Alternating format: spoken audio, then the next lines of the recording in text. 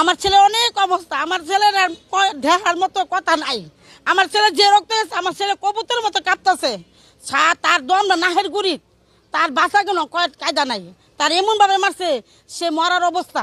আপনি পারলে গিয়ে দেখতে পারেন, গিয়ে কি আপনারা এটা একটা সূক্ষ্ম বিচার করে দেন। আমরা বিচার চাই, এটার বিচার আমরা সূক্ষ্ম বিচার চাই। 2 দিন পর আর ব্যাংকের মাঠ দুনিয়া সন্ত্রাস চলে, সন্ত্রাসেরা পালে হেরা, সন্ত্রাসেরা পালে হেরা কিছু বলে না। সারাইতে সন্ত্রাসেরা চাকু পড়ি দৌড়া, কিন্তু আমাদের জীবিত তো আমরা চাকু পড়ি দিয়ে দিই না, চাকু পড়ি দিই না। যদি আমার পোলার চাকু পড়ি থাকতো, আমার পুত্র একটা কিছু দিতে পারতো। আমার পুত্র এমন ধরে দিছে, সে বলার না। নামনে কথা আমরা সূক্ষ্ম বিচারটা চাই। নাম হচ্ছে জয় আর হচ্ছে দিশান। দিশান হেরা সারাইতে হারা দৌড়াদৌড়ি করে, হ্যাঁ মানছে ডাহা নিয়ে মার খাওয়া, মানছে ডাহা দিয়ে না মার খাওয়া। আর জয় তো একটা সন্তান, জয় এবং তো 10টা মামলা, 10টা খুনির মামলা জয়। এই খুনির বিচার চাই আমরা, খুনির জয়ের বিচার চাই, খুনির বিচার চাই আমরা এটাই চাই বিচার।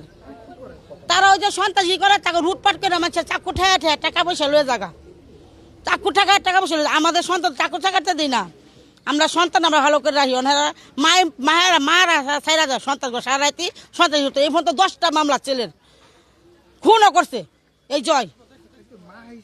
হ্যাঁ অনেক খারাপ। আমার মনের ভিতরে আমার ছেলের আমি সূক্ষ্ম বিচার চাই, আমার ছেলের আমি সূক্ষ্ম বিচার চাই। আমার এমন বিচার চাই যে মানুষের যে সবে হাসে বিচার দেখা।